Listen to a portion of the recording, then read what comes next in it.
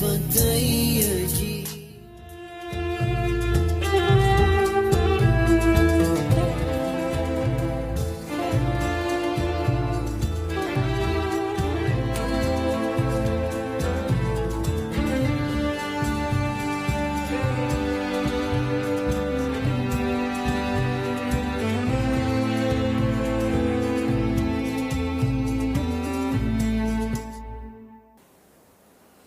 Assalamualaikum warahmatullahi wabarakatuh. Alhamdulillah wassalatu wassalamu ala Rasulillah wa ala alihi wa sahbihi wa mawala. Asyhadu an la ilaha illallah wahdahu la syarikalah wa asyhadu anna Muhammadan abduhu wa rasuluh, amma ba'du. Saudara pemirsa TVRI Kalimantan Timur yang dimuliakan Allah Subhanahu wa taala. Alhamdulillah wa syukurillah, sore hari ini kita kembali dipertemukan dalam acara Cahaya Ramadan sebagai bagian daripada siraman rohani di bulan suci Ramadan 1443 Hijriah tahun ini. Dan kita patut bersyukur karena hari ini narasumber kita adalah Ketua Umum Majelis Ulama Indonesia atau MUI Provinsi Kalimantan Timur, yaitu Bapak Kiai Haji Muhammad Rashid. Kita sapa beliau. Assalamualaikum warahmatullahi wabarakatuh. Waalaikumsalam warahmatullahi wabarakatuh. Sehari-hari di kantor Majelis Ulama apa saja kegiatan ini Pak Kiai? Ya, kantornya berpindah-pindah. Oh begitu. Tapi yang dominan di sini. Di sini. Kadang di Islamic Center, kadang di Pesantren Mujahidin. Dominannya di sini. Dominannya di Jalan Harmonika. Iya.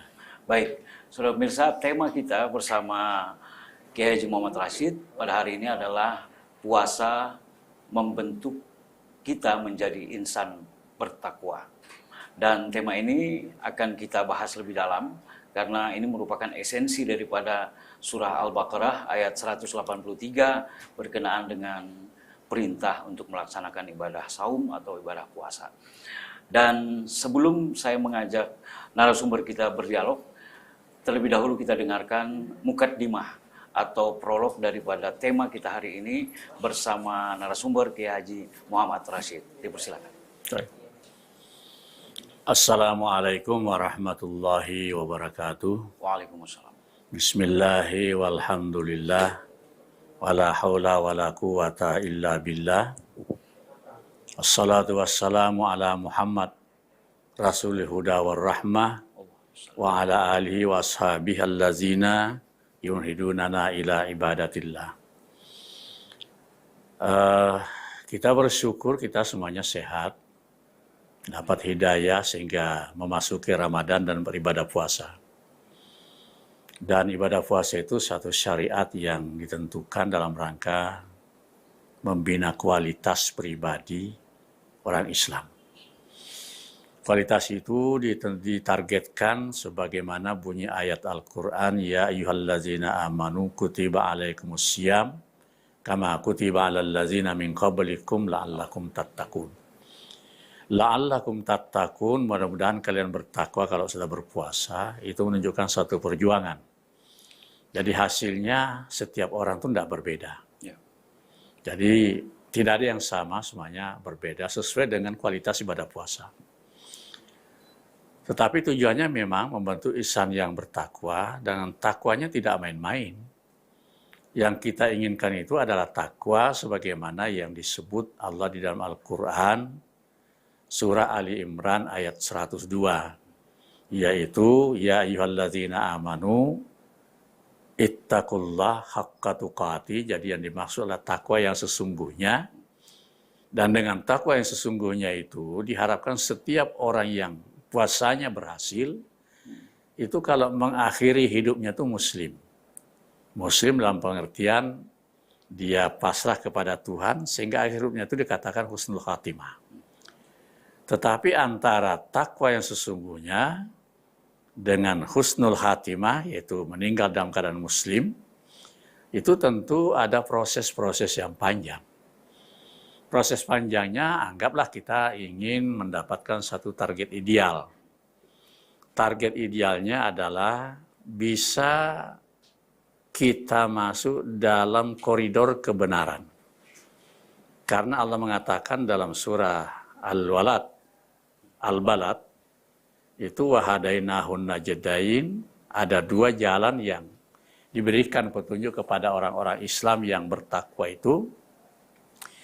Dan di dalam ujung ayat itu dikatakan, ada yang dikatakan koridor kanan, ada koridor kiri. Targetnya berpuasa itu koridor kanan. Tapi itu perjuangan yang cukup berat. Karena merupakan satu karakter yang memperhatikan tidak hanya dirinya tetapi orang lain. Misalnya kalimatnya adalah orang yang bisa masuk ke kanan itu yang pertama dia fakkur rakabah. Tidak memelihara dalam dirinya sikap memperbudak orang. Yang kedua, au it'am zi masgaba, atau dalam kondisi masa-masa orang kesulitan makanan, dia ngasih makan. Yang ketiga, au itmamun zi makraba, atau punya perhatian yang besar kepada orang-orang anak-anak miskin, anak-anak yatim. Ini jawaban terhadap pertanyaan Allah dalam ayat yang lain. Ara'aital ladzi yukazzibu biddin fazalikal ladzi yad'ul yatim wa la yahuddu 'ala ta'il miskin. Kemudian selanjutnya au miskinan za masrabah. Kalau ketemu orang perorangan yang miskin kesulitan makan dikasih. Dan yang terakhir cirinya orang koridor kanan itu adalah saling mendukung sesama orang beriman dalam mewujudkan kesabaran dan kasih sayang. Baru setelah 4 itu Allah mengatakan ulaika ashabul maimanah. Itulah orang-orang yang masuk koridor jalan kanan. Yang ujungnya itu. Yaitu yang pertama target idealnya kalau mau bertakwa sungguh-sungguh. Kemudian yang target yang idealnya yang lain nanti di akhirat. Nanti di akhirat itu ada 2 ciri. 2 cirinya adalah pada saat menerima catatan amal. Ada yang menerima catatan amalnya dengan tangan kanan. Dalam Al-Balad Allah berfirman, فَأَمَّا مَنْ أُوتِيَ كِتَابَهُ بِيَمِينِهِ فَسَوْفَ يُحَاسَبُ حِسَابًا يَسِيرًا وَيَنْقَلِبُ إِلَى أَهْلِهِ مَسْرُورًا. Ini menarik. Dan karena menariknya mestinya kita punya target. Yaitu, adapun orang-orang yang dikasih catatan amalnya dengan tangan kanannya, yang menariknya adalah fasaufa yuhasabu hisaban yasira. Jadi rupanya sebelum dihitung amal itu catatannya dikasih duluan. Ya. Ini loh buktinya, baru diadili. Dia akan dihisab amalnya dengan perhitungan yang mudah. Wayang kalibu ila ahli masrura, hasil akhirnya adalah dipertemukan dengan keluarganya dengan suasana berbahagia di surga. Nah ini target, jangan sampai yang kiri. Ya. Kalau yang kiri celaka. Ya. Siapa yang didatangkan catatan amalnya dari arah belakang, fasaufa yad'u subura. Dia akan mengatakan, celakalah saya. Wa yasla sa'ira, nanti masuk neraka. Bertemu dengan keluarga, iya. Tapi tidak di akhirat. Innahu kana fi ahlihi masrura. Jadi bertemu, berdialog dengan semua keluarganya, hanya di dunia. Di akhirat tidak. Itu bedanya. Nah oleh karena itu, mari kalau ingin puasanya berhasil membuahkan ihsan yang bertakwa, itu target ideal. Di dunia, kehidupannya sehari-hari, koridornya kanan, koridor positif dan kebaikan, tidak masuk yang kiri. Tapi di akhirat, proses hitung amal mudah, catatan amalnya dari tangan kanan sangat terhormat, tapi ujungnya masuk dalam surganya Allah, walaupun tidak semuanya bersamaan masuk. Ada yang cepat, ada yang lambat masuknya, tapi masuk. Ya, itu yang. Nah, sekarang masalahnya adalah bagaimana mewujudkan takwa yang sesungguhnya. Pertama, puasanya yang bagus.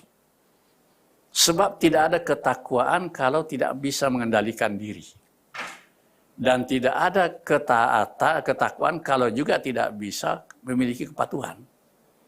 Jadi kalau sudah terkendali, tidak sekedar terkendali konsumsi pada mulut dan minuman, makanan dan minuman, tetapi juga pada panca indera yang banyak bersentuhan dengan orang.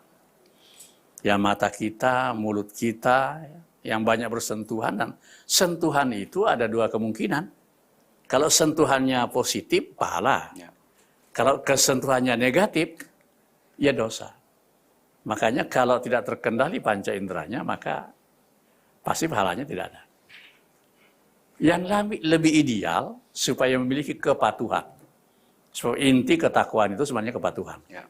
Jadi, taat, patuh kepada Allah, kepada syariat Allah, patuh kepada Rasulullah, patuh kepada sunnah Rasulullah. Dan juga pada akhirnya patuh kepada aturan-aturan yang berlaku dalam masyarakat. Itu baru bisa kalau juga pikiran, keinginan itu terkendali. Makanya puasa yang paling tinggi itu adalah pikirannya, keinginannya, itu tidak bersentuhan dengan yang tidak baik. Mana yang susah dikendalikan? Pikiran dan keinginan. Kalau panca indera masih mudah, Pak. Tapi pikiran, keinginan itu sulit. Makanya tingkat puasa yang tertinggi itu adalah kalau sudah pikirannya dan keinginannya sudah ikut berpuasa. Itu yang salah jadi patuh banget. Tidak cerewet. Ya. Menjalani hidup tidak cerewet. Pasti orang lain senang bergaul dengan dia. Dia sendiri hidupnya tenang. Ya. Tidak mengalami kesulitan-kesulitan psikologis. Sebab biasanya yang sulit itu kan kesulitan psikologis. Pak. Kesulitan material, keduniaan itu agak mudah. Ya. Tapi kalau sudah psikologisnya sulit, itu berat. Saya kira gitu, mengantar kita. Baik, terima kasih Pak Ustadz. Saudara pemirsa, demikian mukadimah berkenaan dengan tema puasa membentuk diri atau membentuk pribadi yang bertakwa. Ini esensi yang menarik sekali. Untuk mencapai takwa tadi, seperti yang digambarkan oleh Pak Kiai tadi, memang sesuatu yang didambakan oleh semua insan, semua manusia, khususnya yang beriman. Ya. Iya. Tapi mungkin kita coba dalami lagi tentang kualitas puasanya ini. Iya. Sebenarnya kualitas puasa untuk orang yang bisa mencapai takwa itu seperti apa? Karena puasa itu kayaknya bisa disembunyikan. Iya, bisa betul. saja orang berdusta, saya puasa, saya tidak puasa. Sangat bisa. Nah, sangat bisa. Mungkin ada Gini, tingkatannya. puasa itu kan sebenarnya intinya pengendalian diri. Cuma dilatih lewat makanan dan minuman. Karena itu kebutuhan kita yang mendasar. Ya. Nah, sasarannya itu sebenarnya adalah syahwat. Syahwat itu bahasa Arab. Kalau bahasa Arabnya, bahasa Indonesia sebenarnya keinginan. Jadi keinginan. Kemarin ada orang ada syahwat politiknya gimana? Ya. Syahwat ekonominya bagaimana? Syahwat seksualnya gimana? Itu. Nah, karena sasarannya syahwat, maka syahwat itu sendiri ada tiga macam, tiga kelompok. Pertama namanya yang paling tinggi dan yang paling sulit kendalikan itu syahwat ananiah, egoisme. Pokoknya serba aku. Ya. Pokoknya kalau bukan aku, ya. Itu repot. Sedikit tersinggung, sedikit marah, dan harus merintah terus. Nah, sasarannya itu. Nah, kalau sasarannya ini, maka yang dituju tadi adalah keinginan dan pikiran. Makanya puasa yang paling berat di situ. Kenapa? Karena syahwat ananiah lah yang paling sulit kita kendalikan. Nah, di bawahnya itu namanya syahwat batniyah, perut. Tapi yang dimaksud di situ adalah syahwat ekonomi. Ya. Kita kepingin punya macam-macam. Cuma dilambangkan dengan makan. Ya, perut yang ditunjuk. Karena kepingin punya macam-macam, biasanya orang itu kalau mau ngambil berusaha sesuatu, karena targetnya sangat tinggi, aturan lalu diabaikan. Ya. Maka kendali diri tidak ada lagi. Yang kedua. Nah, yang ketiga namanya syahwat farjiyah. Syahwat keinginan seksual. Kita kepingin disenangi lawan jenis, kita kepingin punya keturunan, kita kepingin berumah tangga, punya istri, kadang-kadang masih kepingin melihat istri orang, kan gitu. Ya. Itu farjiyah. Atau jauh dari istri, kepingin juga. Nah, kalau tidak terkendali kan berbahaya. Nah, semuanya itu lalu membatalkan ibadah puasa. Tapi dari tingkatan itu, yang paling mudah dihindari adalah farjiyah. Karena kita malu. Ya. Kalau sudah tidak punya malu, ya dilanggar semua. Tetapi itu menjadi sasaran dari ibadah puasa. Yang kedua yang mudah dihindari, lebih mudah dihindari daripada yang pertama, itu adalah ekonomi. Tapi kita masih bisa bermain siasat macam-macam. Bisa nipu orang, bisa menjebak orang, karena kita mau dapat. Nah, tetapi kalau yang anania ini berat, Pak. Itu rahasia diri kita. Nah, Karena yang tahu hanya diri kita sendiri. hanya kita. Terkendali apa tidak, hanya kita yang tahu. Makanya kita bisa mendosa istri kita kan. Atau suami mendustai suaminya, itu bisa. Karena masalahnya masalah anania, egoisme. Jadi 3 kategori tadi, Nah. apakah bisa disebut dengan nafsu itu, Kiai? Iya. Karena ada ungkapan mengatakan nafsu itu gak bisa dikalahkan dengan lapar. Apakah Kalau bisa gak ada puasa berhasil bagus, bisa. Nah, dan nafsu itu memang sesuatu yang diberikan oleh Allah kepada manusia supaya dia menjadi kreatif, maju, dan punya strategi untuk mencapai tujuannya. Itu nafsu. Tapi potensinya 2. Potensi itu kan disebut dalam surah Asy-Syams, wa nafsi wa ma sawwaha, demi nafsu dan kesempurnaan penciptaannya. Lalu Allah mengatakan, fa'alhamaha fujuraha wa taqwaha. Kami tanamkan satu potensi dalam nafsu itu, fujuraha, mengarah kepada kejahatan, wa taqwaha, itu kebaikan. Maka Allah mengatakan, qad aflaha man zakkaha wa qad khaba man dassaha.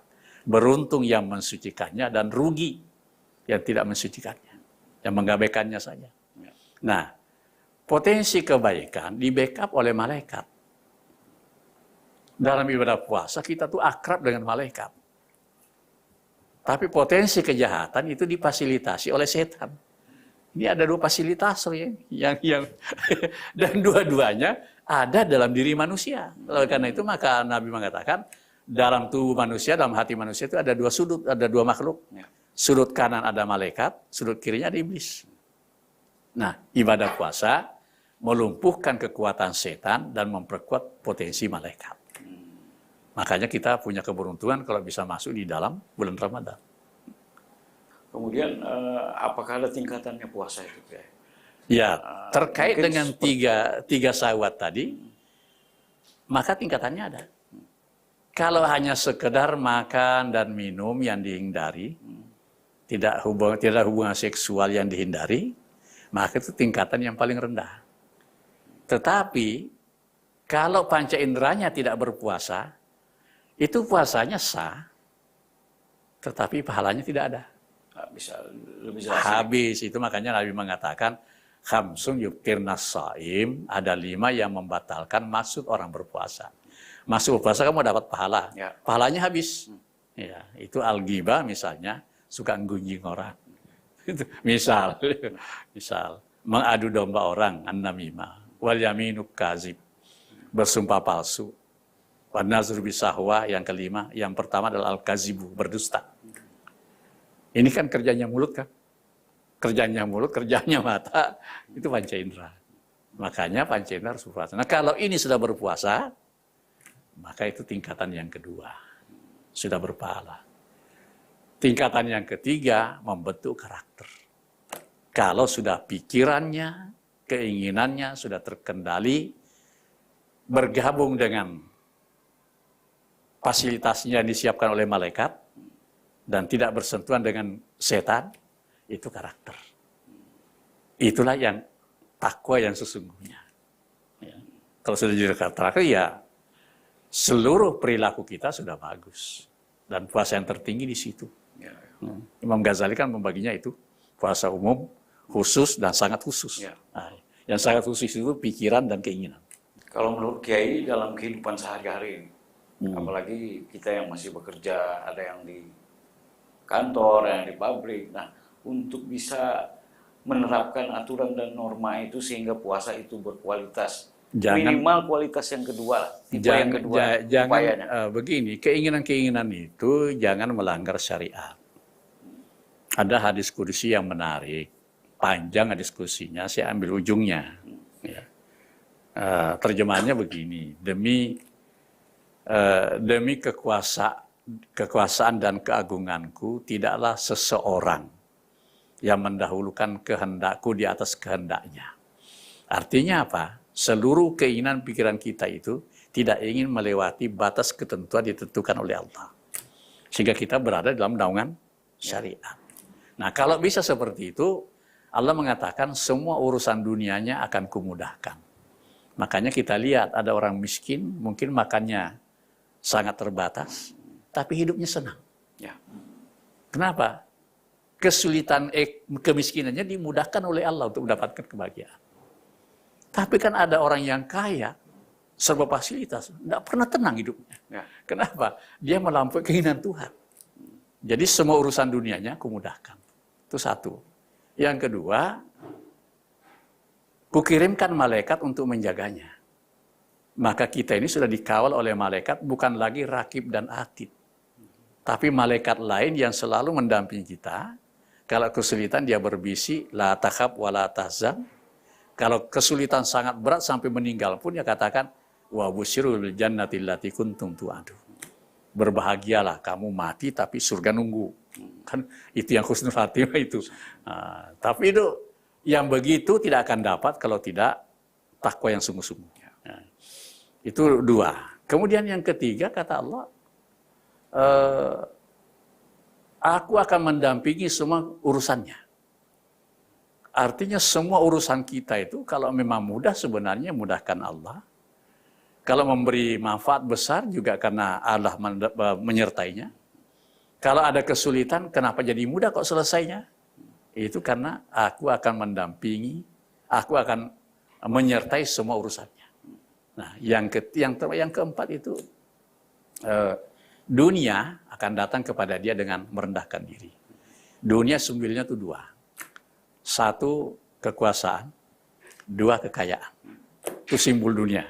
Nah, kalau kekayaan di dunia itu datang kepada dia dalam jumlah yang tidak banyak, tetap saja dia akan memberikan satu manfaat kepada dia secara batinnya. Ya.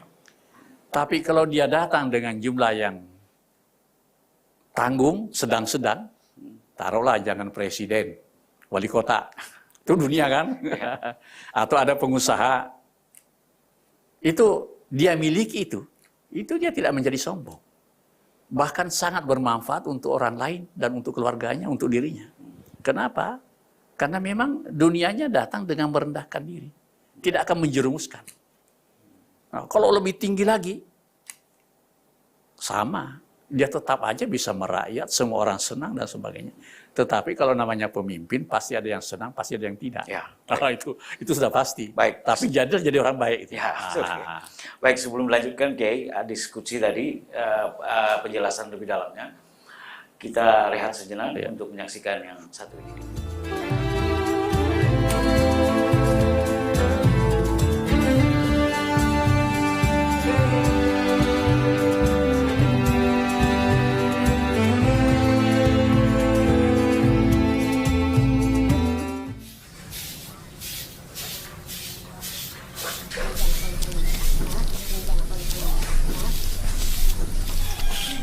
Assalamualaikum. Waalaikumsalam. Waalaikumsalam. Pak, ada tamu, Pak. Pak Suli. Ini ada bantuan ini. Oh, terima kasih Pak, bantuannya Pak. Ya, mari. Ya. Kita dapat bantuan. Iya nih, Mas. Apa nih? Wah, dapat minyak. Alhamdulillah.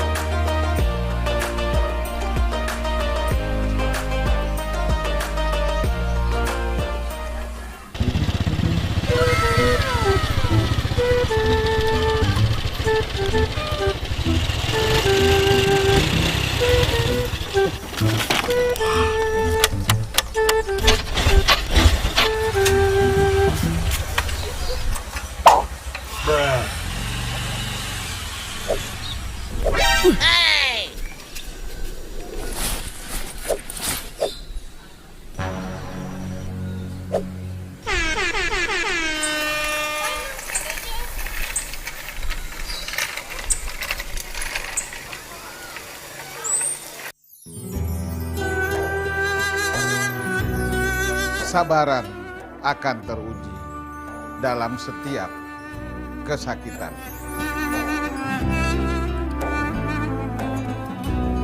Keikhlasan akan teruji dalam setiap perjuangan. Ketulusan akan teruji dalam setiap ukhuwah. Keyakinan akan teruji dalam setiap tawakal. Saya, Muhammad Yamin, Direktur Utama Bank Kaltim Tara, beserta manajemen dan seluruh pegawai Bank Kaltim Tara, mengucapkan Selamat menunaikan ibadah puasa Ramadan 1443 Hijriah. Semoga Allah Subhanahu wa taala memberikan berkah dan ampunan. Amin.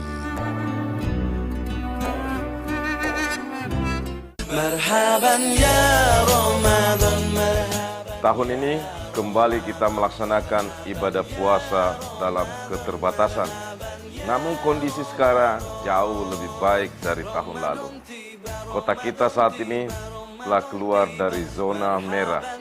Jangan terlena, terus berupaya disiplin dalam protokol kesehatan.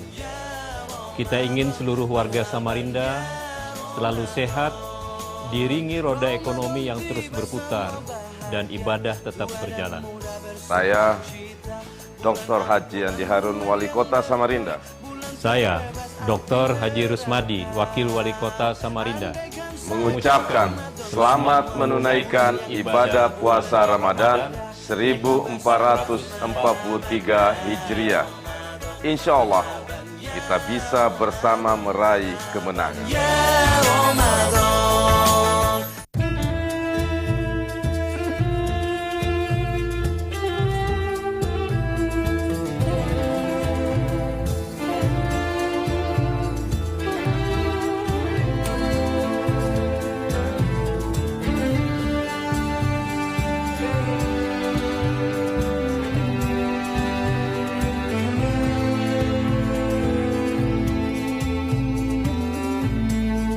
Saudara pemirsa Cahaya Ramadan TVRI Kalimantan Timur yang dimuliakan Allah Subhanahu wa taala. Kita lanjutkan diskusi kita, pembahasan berkenaan dengan tema hari ini, puasa membentuk pribadi yang bertakwa. Bersama narasumber kita yaitu Ketua Majelis Ulama Indonesia Provinsi Kalimantan Timur, Bapak Kiai Haji Muhammad Rashid. Pak Kiai, bisa dilanjutkan tentang diskusi tadi. Karena ada yang menarik sebenarnya. Ada ungkapan yang mengatakan, selesaikan dulu urusan Allah, urusanmu Allah akan bantu menyelesaikan. Mungkin ada kaitannya dengan ungkapan hadis qudsi tadi. Iya.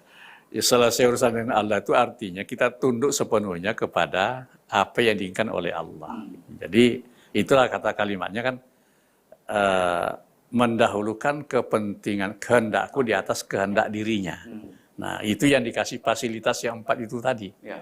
Termasuk bagaimana dunia itu datang kepada dia dengan cara merendahkan diri. Artinya, walaupun dia menjadi kaya, menjadi sangat berkuasa, itu karakter takwanya tidak akan hilang. Kenapa? Iblisnya sudah tidak mampu. Ya. Ya. Dan wajar kalau orang yang sukses seperti itu, penghargaannya luar biasa. Ya. Ada 3 yang doanya selalu makbul kan? Ya. Yang pertama justru Al-Imamul Adil. Pemimpin. Iya. Yang kedua, baru yang berpuasa. Yang ketiga, orang terzalimi. Kenapa yang pertama ini? Karena tantangannya untuk menjadi imam adil kan luar biasa. Ya. Coba bayangkan, kalau tiba-tiba kita yang biasa miskin setengah gini, tiba-tiba jadi kaya, itu macam-macam kelakuannya itu. Jadi ya itu tadi, dikatakan, dunia akan datang kepada dia dengan cara merendahkan diri, sehingga tidak akan merusak karakternya. Tetapi orang yang bertakwa yang sesungguhnya itu ada cirinya.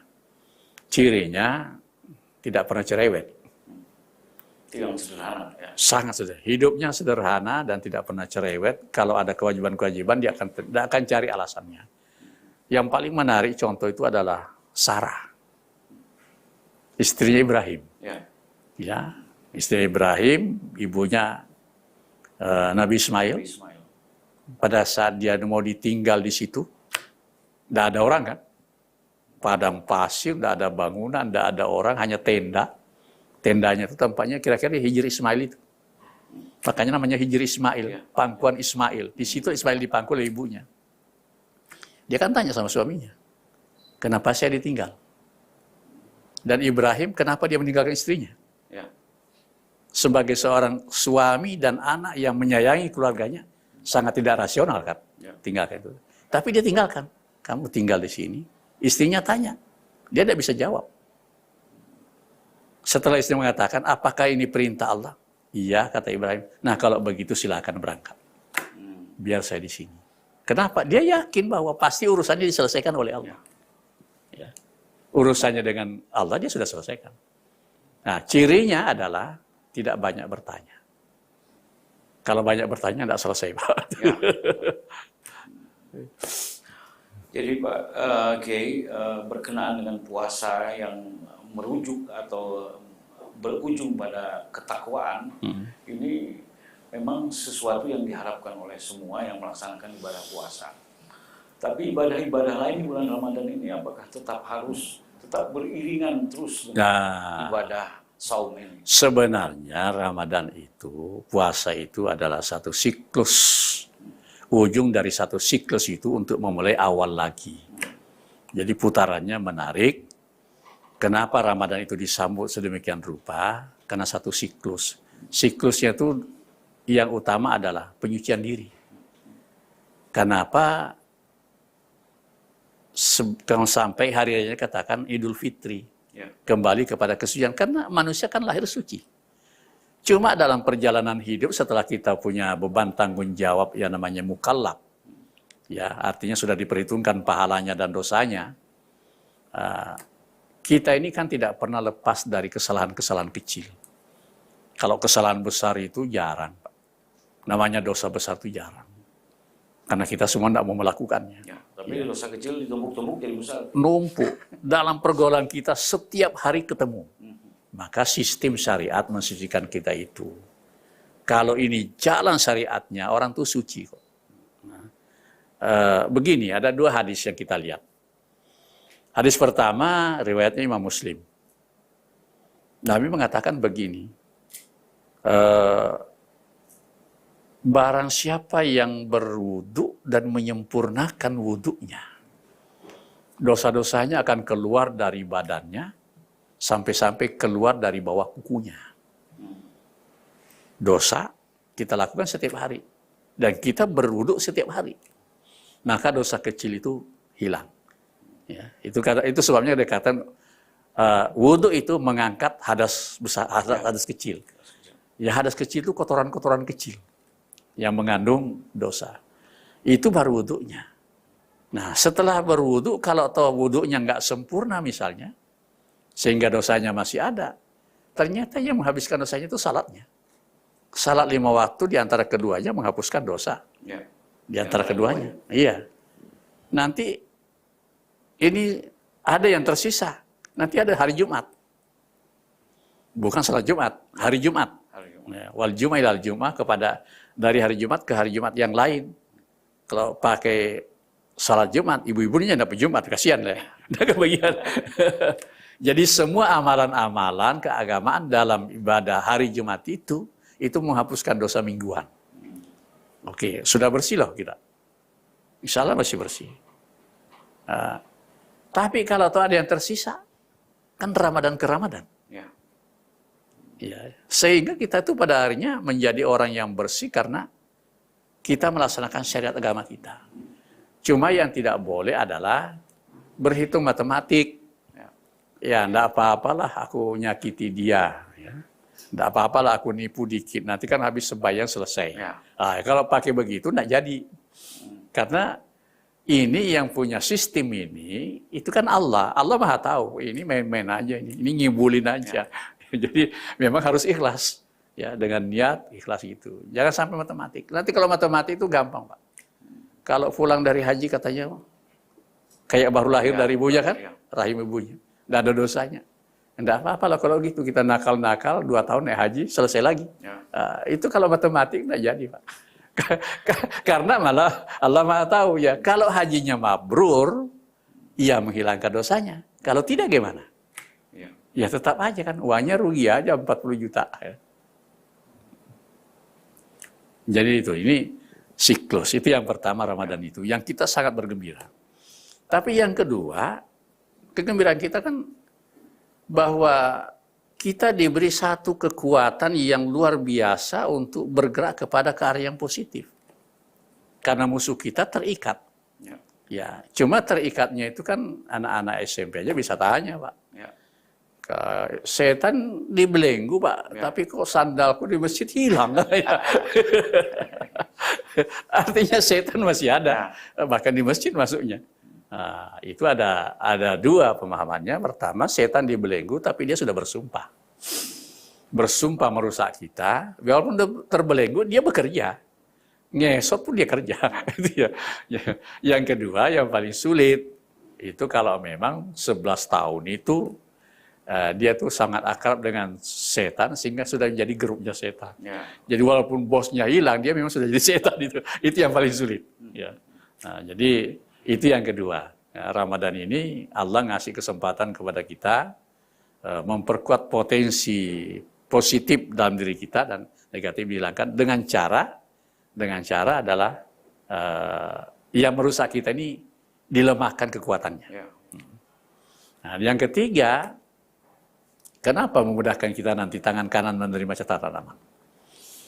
Karena semua nilai ibadah dalam Ramadan naik. Kelipatannya menjadi luar biasa.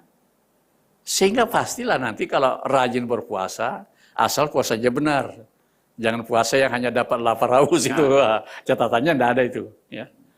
Nah, jadi karena puasanya benar, maka catatannya naik luar biasa, pasti menjadi mudah. Kelipatannya kan luar biasa. Yang sunat sama dengan wajib. Ya. Jadi sunat dalam Ramadan nilai sama dengan wajib di luar Ramadan. Yang wajib, yang fardu, kelipatannya 70 kali. Kan luar biasa. Nah, kalau ini sudah dilaksanakan, sudah nilai bagus. Tapi tentu hal-hal yang lain harus sejalan. Ya. Misalnya, kalau masih sifat kikir masih ada, berarti keinginannya belum tunduk kepada kehendak Allah. Sehingga nanti ada kewajiban zakat fitrah itu. Ya. Zakat fitrah itu nanti mensucikan dirinya, bukan mensucikan dosanya. Mensucikan dirinya, nafsu-nafsu jahatnya ada itu dihilangkan, lalu zakat harta juga dikeluarkan, infak dikeluarkan, itu harus jalan. Jadi kalau kita beribadah secara baik, itu adalah kesalehan individual kita, itu harus sejalan dengan kesalehan sosial. Kesalehan sosial tidak ada, kesalahan individual kita menjadi tidak berarti. Sehingga tetap aja gagal. Ya. Salat rajin, tapi tidak mau ngasih makan orang miskin dan anak yatim. Tetap aja yukazibu bidin, pendusta agama. Salatnya rajin, tapi rajin kalau di tengah orang. Kalau sendirian malas. Itu salatnya yuraun. Nah, itu sama aja pendusta. Ya. Pendusta. Jadi merasa sudah, padahal oleh Allah dianggap ini pendusta agama aja, tidak ada nilainya. Baik, kembali ke orang yang melakukan subjek ini, manusianya subjeknya yang melakukan ibadah puasa ini. Bagaimana dia mengukur, bisa mampu mengukur puasanya itu berkualitas sehingga bisa mengarah kepada pribadi yang bertakwa. Wah, ini pertanyaannya sulit dijawab. Oke lah. Karena kan puasa itu rahasia ya. Tapi sehingga otomatis dia harus bisa mampu mengukur kualitas ibadah puasanya. Iya, sebenarnya bisa diukur. Mengukur diri kita adalah mengukur kedekatan diri kita dengan Tuhan. Itu satu. Apakah bisa kita di dalam hidup itu, apapun yang kita lakukan, pada akhirnya kita ingat kepada Allah. Cara yang pertama, ada 4 kalimat thayyibat yang disebut oleh Nabi, subhanallah, walhamdulillah, wala ilaha illallah, Allahu akbar. Itu kalau sambil jalan, sambil baring, sambil kerja, ingat itu ukuran. Dan itu nilainya melebihi nilai dunia. Dalam satu ayat itu Allah mengatakan begini, al-malu wal banun zinatul hayatid dunya. Harta dan anak-anak itu perhiasan dunia. Dan kita semua disuruh ngambil itu. Kalau tidak mau ngambil itu rasanya tidak jadi manusia lagi itu, ya. Siapa tahu jadi malaikat itu ya. Tetapi walaupun begitu kita disuruh ambil, ada amalan 4 thayyibah itu. Menurut para ulama, itulah yang dimaksud dalam lanjutan ayat tadi. Al-baqiyatus shalihat, ya, amalan-amalan saleh yang kekal. Al-baqiyat itu yang kekal. As-shalihat, amalan-amalan kebaikan.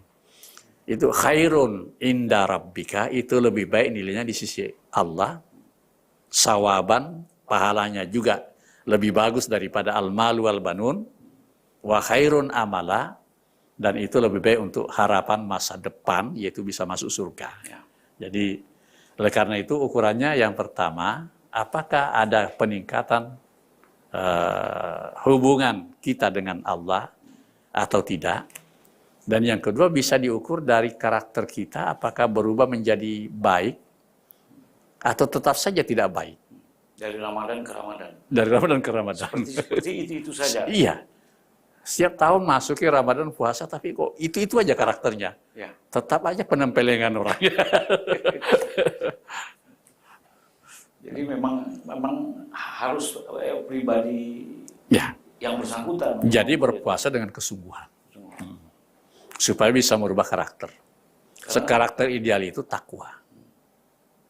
Ya, yang saya katakan tadi, ada cirinya kepatuhan. Kalau ada apa keaturan, kan bisa dilihat tuh, kalau pasti bertakwa itu sabar.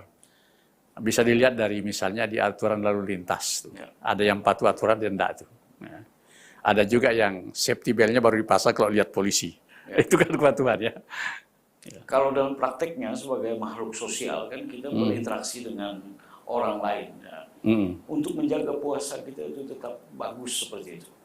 Dalam interaksi? Dalam berinteraksi. Saya kira tetap harus bergaul. Menyendiri malah salah. Sebab ujiannya muncul di pergaulan. Kalau menyendiri tidak ada ujiannya. Khalwat menyendiri dalam kamar mungkin puasanya cuma baca. Ujiannya di pergaulan itu. Nah, di dalam pergaulan itu, apa yang harus kita sebarkan kepada orang lain adalah bagaimana memberikan kesenangan kepada orang, kesejahteraan kepada orang lain, sesuai dengan potensi apa yang bisa kita miliki. Ya. Kalau melampaui potensi juga tidak wajar ya. Jadi potensi kita gimana? Minimal bahwa setiap bertemu dengan orang itu ada rasa senang.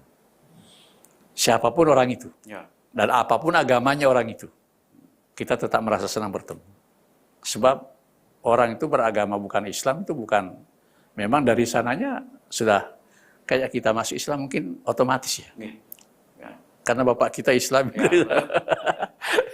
Bukan yang pindah. Ya. Tapi soal pindah dan pindah itu kan urusan batinnya, dan itu hidayah dari Allah kan. Ya karena itu non-muslim jangan dimusuhi, tetap aja dia bertemu dengan siapa saja. Ya. Sambut temui dengan rasa senang. Ya. Itu saya kira karakter yang takwa itu yang sederhana. Karena manusia memang punya sifat mengeluh dan sebagainya. Ya. Pada saat berpuasa ada timbul rasa mengeluh ini. Waduh lapar ya. Lapar kok lambatnya. Lambatnya waktunya ini. Iya. Apakah satu ukuran juga? Atau memang sifat manusia seperti itu? Sifat manusia suka berkeluh kesah. Tapi kalau dia sering berhubungan dengan Allah, itu hilang. Innal insana khulika khalu'a, diciptakan berkeluh kesah. Illal musalli.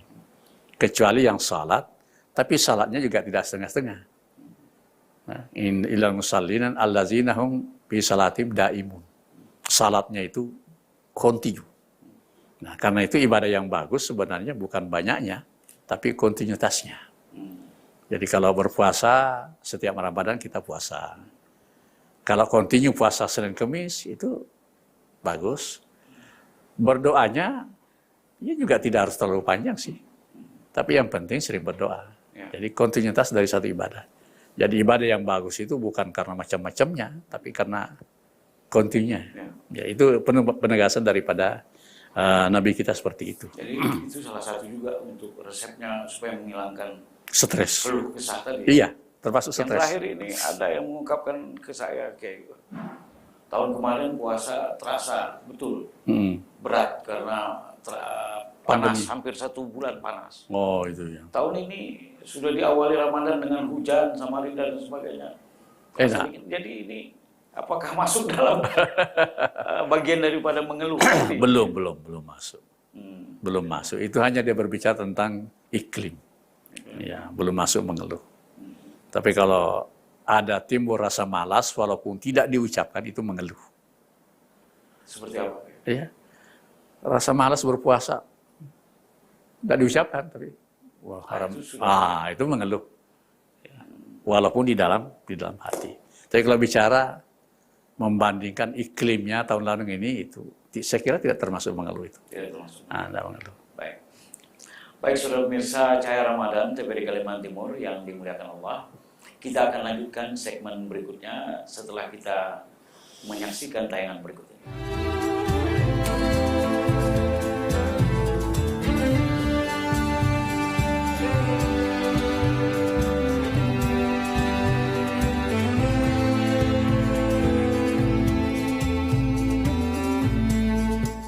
Marhaban ya Ramadan, marhaban ya Ramadan, marhaban ya. Assalamualaikum warahmatullahi wabarakatuh. Marhaban ya Ramadan.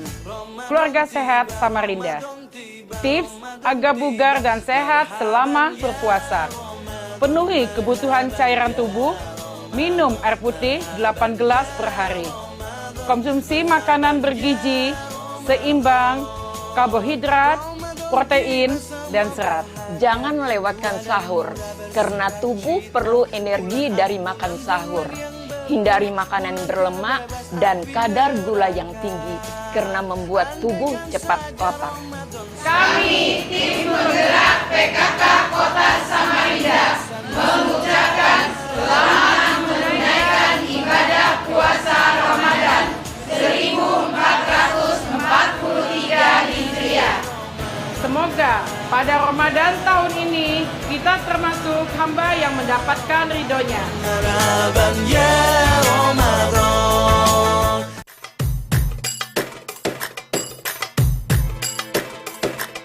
Assalamualaikum warahmatullahi wabarakatuh. Marhaban ya Ramadan. Ramadan bulan mulia. Ramadan bulan ampunan. Ramadan bulan dikabulkannya doa. Kami tim penggerak PKK Provinsi Kalimantan Timur mengucapkan selamat menunaikan ibadah puasa Ramadan 1443 Hijriah. Semoga kita selalu dalam lindungan Allah Subhanahu wa Ta'ala. Amin ya Rabbal Alamin.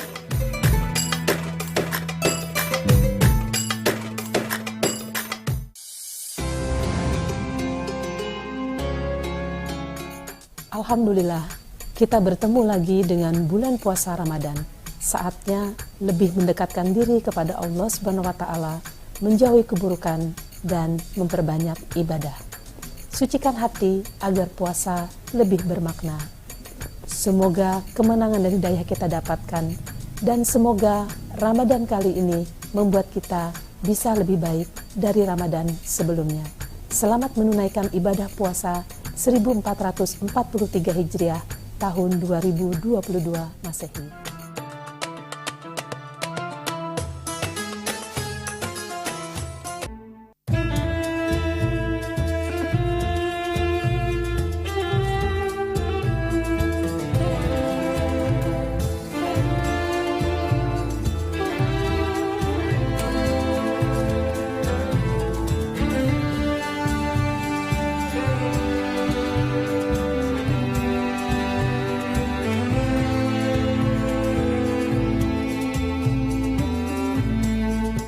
Saudara pemirsa Cahaya Ramadan TVRI Kalimantan Timur yang dirahmati Allah Subhanahu wa Ta'ala, masih bersama Ketua Majelis Ulama Indonesia Provinsi Kalimantan Timur, Kiai Haji Muhammad Rashid, dengan tema kita hari ini, puasa membentuk pribadi yang bertakwa.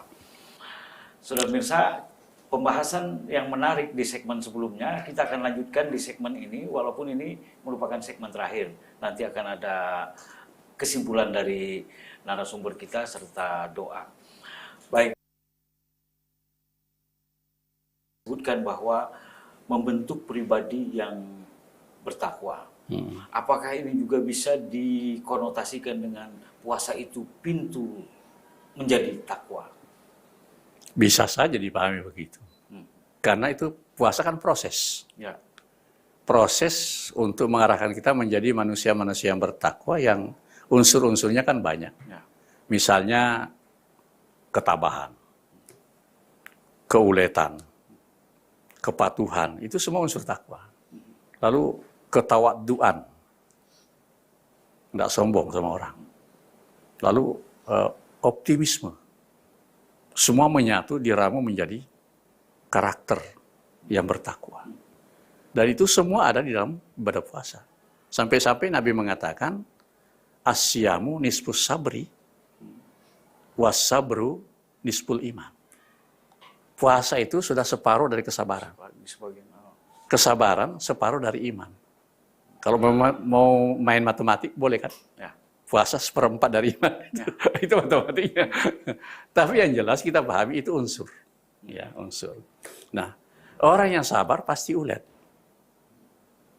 Kesabaran itu bisa karena kita ingin mencapai satu tantangan yang berat dan kita tidak mengeluh. Pokoknya biar berat, saya harus dapat.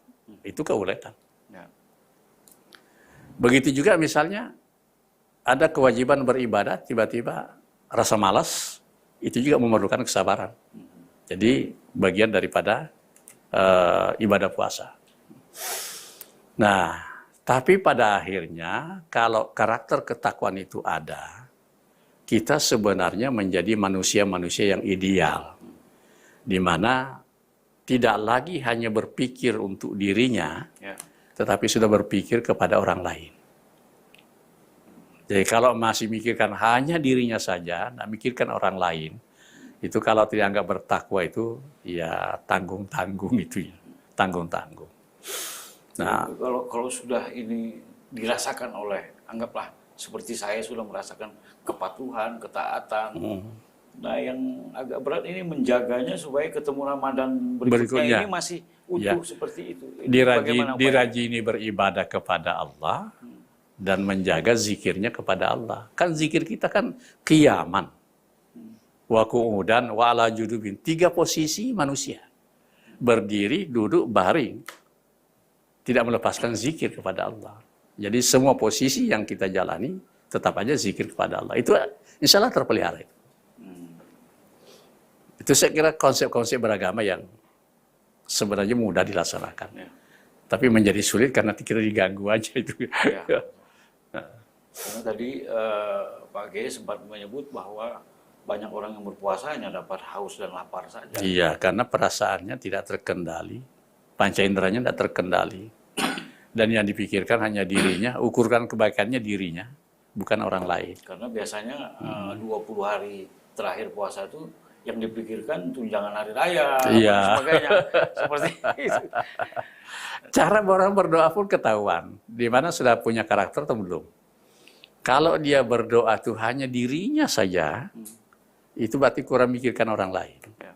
Tapi kalau sudah berdoa, meminta kekuatan untuk melaksanakan berbagai kebaikan, itu sudah kualitasnya naik.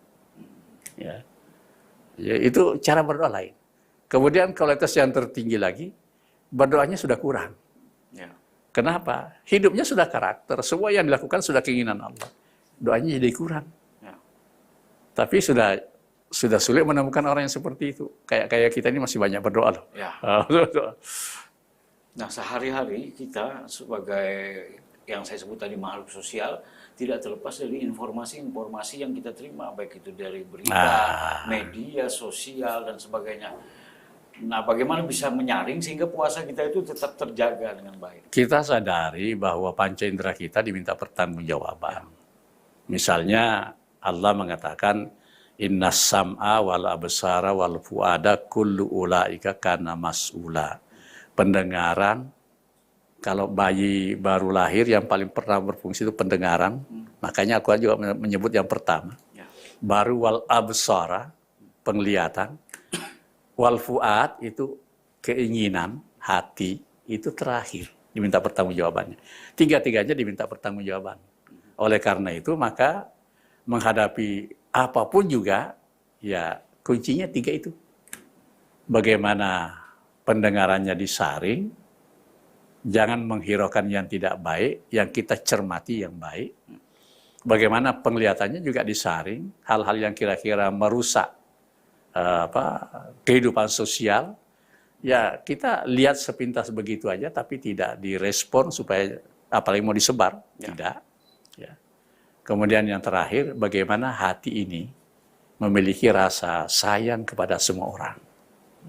Insya Allah itu sudah berhasil untuk mengatasi berbagai persoalan. Jadi karena memang persoalan sosial ini sangat banyak sekali. Sangat banyak. Apalagi dan jangan sampai itu membuat kita stres. Ya.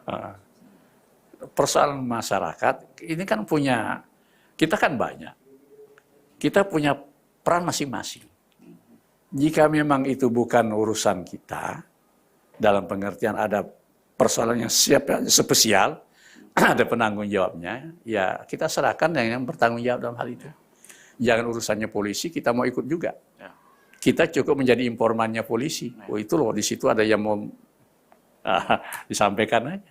Tapi jangan kita yang mukuli, itu urusannya polisi.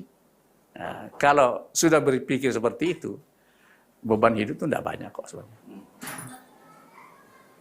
Jadi kembali ke Al-Baqarah 183 tadi, konteks ayat itu apakah memang hanya untuk Ramadan atau ada puasa-puasa lain yang memang diperintahkan kepada?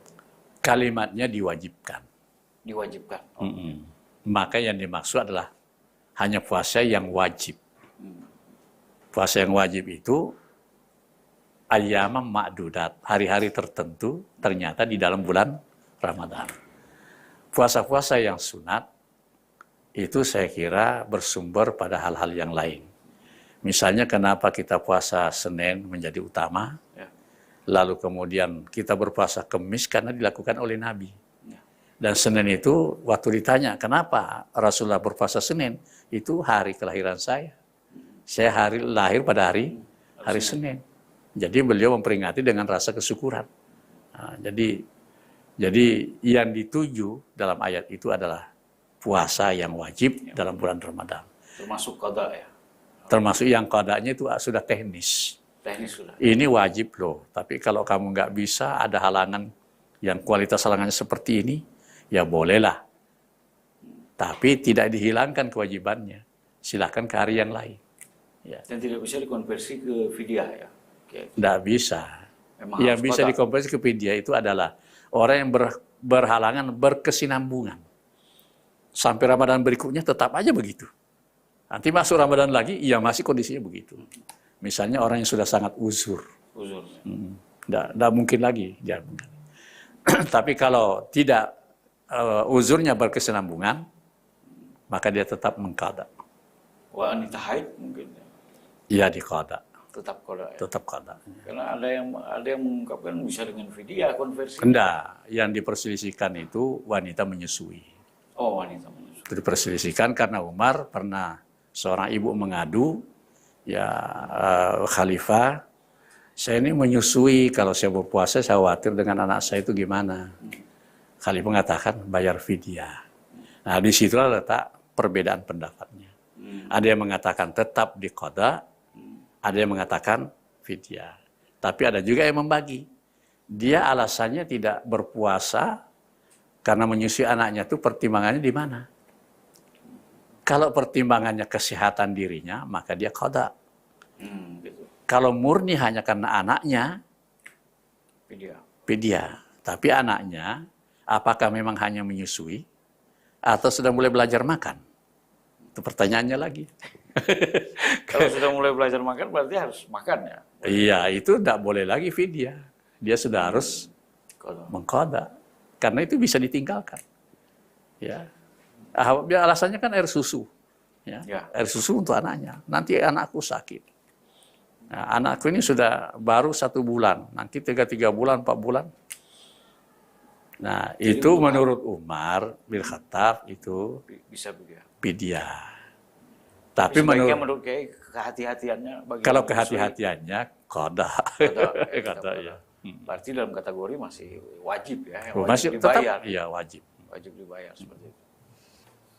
Saudara pemirsa yang dirahmati Allah Subhanahu wa taala, kita sudah di penghujung cahaya Ramadan hari ini, dan sebelum kita akhiri, kita dengarkan terlebih dahulu kesimpulan daripada tema kita hari ini, serta akan diakhiri dengan pembacaan doa oleh narasumber kita, Ketua MUI Provinsi Kalimantan Timur, Bapak Kiai Haji Muhammad Rashid. Dipersilakan. Baik, kesimpulannya adalah ibadah puasa itu kewajiban yang dipastikan melalui firman Allah dalam surah Al-Baqarah ayat 183, yang kewajiban puasa ibadah Islam itu berbeda dengan umat-umat yang lain, sesuai dengan syariat yang dibawa oleh Rasulnya.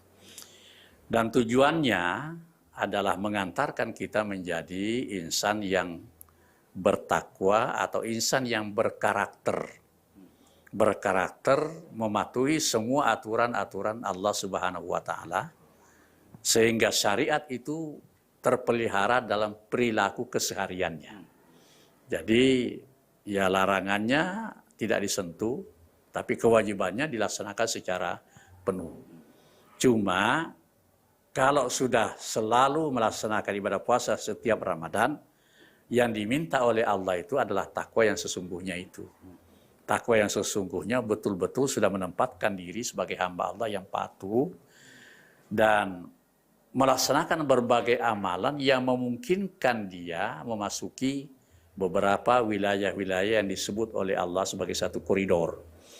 Bahwa ada dalam kehidupan ada koridor kebenaran, ada koridor kesalahan, ya yang bertakwa masuk yang kepada kebenaran. Dan pada akhirnya juga karena amalan-amalannya bagus kan dia bertakwa itu kan seluruh ajaran agama terpelihara dalam kesehariannya. Maka secara otomatis dia menjadi orang yang bersih, orang yang suci, walaupun tingkatan setiap orang itu kebersihan dan kesucian itu berbeda-beda sesuai dengan ketakwaannya. Tapi pada dasarnya dia sudah mendapatkan berbagai macam kemudahan.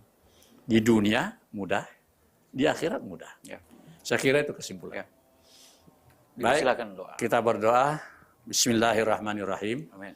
Alhamdulillahirabbil alamin wassalatu wassalamu ala asyrafil mursalin sayyidina Muhammad wa ala alihi wa sahbihi ajmain. Allahumma rzuqna kamalal mutaba'ah ala rasulika wa habibik Sayyidina Muhammadin sallallahu alaihi wasallam zahiran wa batinan. Ya Allah, karuniakan kepada kami kemampuan mengikuti jejak Rasulmu, junjungan kami Muhammad sallallahu alaihi wasallam secara lahir dan secara batin. Allahumma jal hayatana hayatan tayyibatan mubarakah, manfaatan fid din wad dunya wal akhirah. Allahumma inna nas'aluka ridhaka wal jannah wa na'udzubika min syakhatika wan nar. Rabbana atina fid dunya hasanah wa fil akhirati hasanah wa qina azabannar. Sallallahu ala sayyidina Muhammad wa ala alihi wa sahbihi wasallam. Alhamdulillahirabbil alamin. Terima kasih. Saudara pemirsa Cahaya Ramadan TVRI Kalimantan Timur, demikian Cahaya Ramadan untuk edisi hari ini. Saya atas nama kerabat kerja yang bertugas mengucapkan terima kasih atas kebersamaan Anda. Selamat menantikan waktu berbuka puasa. Wallahu muwaffiq ila aqwamit thoriq. Wassalamualaikum warahmatullahi wabarakatuh.